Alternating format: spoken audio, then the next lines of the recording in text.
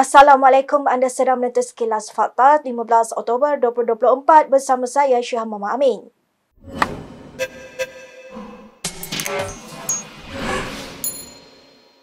Hujan lebat sejak awal pagi menyaksikan beberapa kawasan di sekitar Lembah Kelang termasuk Ibu Negara serta Selangor mengalami banjir kilat. Ia menyaksikan aliran trafik terganggu teruk, antaranya membabitkan di Jalan Parlimen menghala ke Bukit Aman, Jalan Perak dan Lebuh Raya Sultan Iskandar. Jabatan Bomba dan Penyelamat Malaysia, JBPM, Selangor, memaklumkan beberapa kawasan di negeri itu terjejas susulan kejadian banjir kilat hari ini. Sementara itu, seorang pengguna X memuat naik kejadian tanah runtuh berlaku di Taman Melawati dikhuatir menjejaskan perumahan di kawasan itu. Terdahulu, Malaysia kini juga melaporkan persidangan Dewan Rakyat hari ini bermula lewat kerana ramai ahli parlimen tersangkut akibat banjir kilat di Kuala Lumpur. Mesyuarat itu sepatutnya bermula pada pukul 10 pagi dengan sesi pertanyaan Perdana Menteri. Namun Speaker Johari Abdul kemudian menangguhkan sidang ke 10.30 pagi. Sementara itu, seorang pengguna di Facebook yang dikenali sebagai Haji Yusof melaporkan sebuah tabika kemas di Kampung Klang Gate, Gombak dinaiki air. Dia juga memaparkan video murid-murid yang terpaksa memanjat meja untuk mengelakkan diri mereka daripada ditenggelami. Sementara itu, JBPM Selangor dalam satu kenyataan kemudiannya memaklumkan bahawa semua 21 pelajar tabika berkenaan berjaya diselamatkan. Amanah Selangor menggesa SPRM memastikan pesalah yang terlibat dalam skandal konsesi pelombongan pasir di Selangor supaya dibawa ke muka pengadilan. Pengarah komunikasi Amanah Selangor Abbas Azmi berkata, ia meskipun yang terlibat merupakan orang kenamaan. Menurut Abbas, sebagai negeri yang mengamalkan tadbir urus yang baik dan beretika di bawah PH dan kerajaan campuran, kesalahan itu tidak boleh dibiarkan. Menurutnya, PH dan Amanah tidak boleh menerima sebarang salah laku dan penyelewengan dalam kerajaan negeri.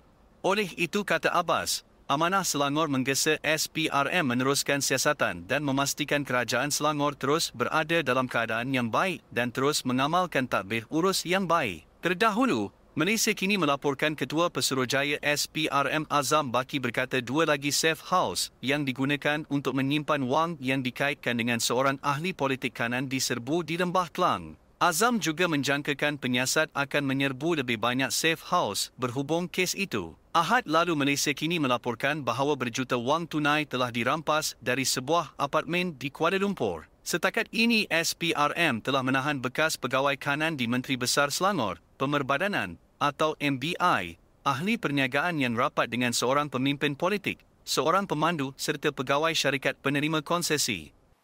Baik, berita seterusnya. Setiausaha Politik Kanan Perdana Menteri Syamsul Iskandar Mat Aki mendedahkan apa yang berlaku ketika malam PRU15 yang mengundang kemarahan pemimpin UMNO. Syamsul yang tewas dengan majoriti 348 undi kepada Presiden UMNO Zahid Hamidi di Pagan Datuk berkata dia tidak mencabar keputusan itu demi membentuk kerajaan dengan BN. Pemimpin PKR itu berkata pengerusi PH Anwar Ibrahim menelefonnya pada jam 2 pagi bagi mengucapkan tahniah atas kerja kerasnya. Syamsul mendakwa selepas mendapat jaminan bahawa mereka akan membentuk kerajaan, dia kemudian hanya mengikut perintah kerana baginya dalam politik, organisasi lebih besar daripada individu. Justeru Syamsul berkata, perkara itu membuatkannya tidak mencabar keputusan tersebut. Sementara itu, pemimpin UMNO Azalina Othman Said ketika mengulas perkara itu meminta Syamsul memberikan tumpuan kepada kestabilan politik dan mengelakkan membuat kenyataan yang boleh mendatangkan kekeliruan. Ahli Parlimen Pengeran itu berkata, kenyataan Syamsul itu hanya akan mencetuskan spekulasi tidak wajar dan menimbulkan keraguan rakyat terhadap sistem demokrasi. Sementara itu, Exco wanita UMNO Nurul Hidayah yang juga anak Zahid pula menyindir Syamsul sebagai terpaling hero. Baik, beralih ke sidang Dewan Rakyat. Ahli Parlimen Pasir Gudang Hassan Karim membidas Kementerian Dalam Negeri dan Polis atas apa yang disifatkannya sebagai melampau dalam mengendalikan kes Global Equal Services and Business Holdings GISBH. Hassan antara lain membangkitkan penggunaan Akta SOSMA ke atas 50 anggota kumpulan yang didakwa mengamalkan ajaran sesat. Saya tidak setuju. Sekarang ada 50 orang jemaah yang ada kaitan dengan GISBH ini ditahan di bawah SOSMA. Apa itu SOSMA? SOSMA adalah akta undang-undang yang berkaitan dengan ancaman kekerasan, keganasan, ancaman keselamatan negara. Soalnya, adakah penyelewengan ajaran agama yang dilakukan oleh GISB ini termasuk dalam security offence? Adakah penderaan kanak-kanak, perhambaan moden kanak-kanak yang dilakukan oleh jemaah GISB ini termasuk dalam security offence, kesalahan? Jadi, saya minta penjelasan Menteri Dalam Negeri. Salah guna SOSMA itu. Hari ini, Dewan Rakyat mengadakan sidang khas bagi membahaskan kes GISBH. Dimulakan dengan 3 menteri membacakan kenyataan kementerian berkaitan ringkasan siasatan pihak berkuasa dan rancangan untuk membantu mangsa. Mengulas lanjut, Hassan yang merupakan ahli Parlimen PKR berkata sementara anggota GISBH yang disyaki melakukan kesalahan perlu disiasat dan dibicarakan, mereka masih ada hak dan perlu dilayan secara saksama. Saya tengok televisyen. Jemaah GISB diiring dengan, dikawal dengan M16. Mereka ini teroris macam di Lahad Datu dulu ke? Tidak. Jangan overkill, jangan terlebih, jangan melampau. Ini parlimen, kita menjaga perlembagaan, jangan mereka ternyaya. Mereka walaupun bersalah, ada hak dia dari segi undang-undang. Sementara itu, Menteri Dalam Negeri Saifuddin Nasution Ismail berkata jumlah tahanan ramai membabitkan ahli GISBH memaksa sebahagiannya ditahan mengikut Akta SOSMA. Saifuddin berkata penahanan itu bagi membolehkan polis melengkapkan siasatan memandangkan ia mengandungi beberapa elemen jenayah termasuk eksploitasi, pemerdagangan serta pengubahan wang haram. Kemudian dia memberikan keuntungan dari segi materials, keuangan, kuasa atau pengaruh. Jadi ianya fit untuk kita invoke 130V kanun keseksaan bagi membolehkan selepas tamat tempoh reman kita guna pakai SOSMA, dan SOSMA semua kita tahu ya, dalam masa 28 hari mereka peguam boleh akses dan mereka mesti dibawa ke muka pengadilan. Proses itu sangat jelas dalam proses kita membuat keputusan ini. Saifuddin turut mendedahkan kanak-kanak di rumah jagaan GISBH dihukum ketuk ketampi sebanyak 500 kali atas isu disiplin. Bila melakukan siasatan itu, polis menemui perkara-perkara baru. Dan itu membawa kepada kemungkinan kita akan lebarkan lagi tangkapan. Kita akan luaskan lagi akta-akta yang berkaitan. Tetapi pokok pangkalnya apa? Kebajikan kanak-kanak. Tak boleh ada eksploitasi ke atas kanak-kanak sebagai tenaga kerja, disuruh bekerja di kilang, di kebun dan sebagainya tanpa bayaran. Sebab itu dianggap sebagai sebahagian pada proses latihan amali yang mereka terima.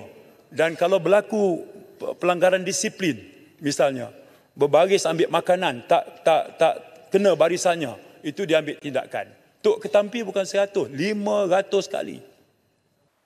Dalam pada itu, Perdana Menteri Anwar Ibrahim memberitahu Dewan Rakyat bahawa dia hanya memberi arahan umum kepada SPRM berhubung rasuah. Anwar berkata demikian ketika menjawab Ahli Parlimen Pasir Mas Ahmad Fadli Syarih mengenai laporan Bloomberg yang mendakwa campur tangan politik dalam siasatan rasuah. SPRM sendiri telah membuat kenyataan yang tegas menafikan tomahan tersebut kerana apa yang berlaku hanya arahan umum yang saya lakukan termasuk di Parlimen.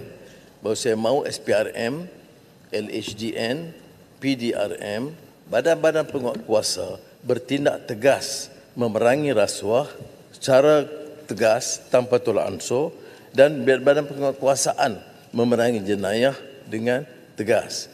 Ini yang arahan yang diberikan tetapi tidak melibatkan kes-kes khusus. Kerana SPRM seperti juga Jabatan Peguam Negara harus bertindak bebas dan telus. Bulan lalu, Bloomberg mengeluarkan laporan yang memetik 3 sumber mendakwa Anwar telah mengarahkan Ketua Pesuruhjaya SPRM Azam Baki untuk melancarkan siasatan terhadap pesaingnya, termasuk Dr. Mahathir Mohamad dan Daim Zainuddin. Laporan itu juga mendakwa Anwar mengarahkan Azam supaya tidak menyiasat bekas setiausaha politiknya, Farhash Wafar Salvador berhubung pembelian saham dalam Heritage Padu Berhad.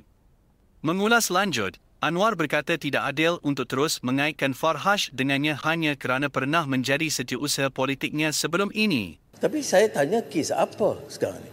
Cuma dia kata ada kes. Tapi kalau yang dirujuk kes satu yang saya tahu, saya cek file, memang betul diluluskan pada tahun 22 sebelum saya jadi Perdana Menteri dan Menteri Kewangan. Tetapi untuk terus kaitkan kerana dia pernah jadi staf saya rasa kurang adil. Saya rasa jawapan ini bagi saya jelas.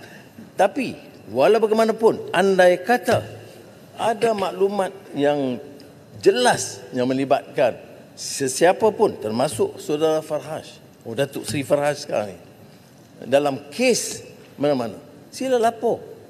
Dan saya pastikan SPRM tidak akan menutup. Ini saya nak jelaskan supaya jangan menjadi permasalahan kemudian nanti. Baik, berikut beberapa lagi ringkasan berita untuk hari ini.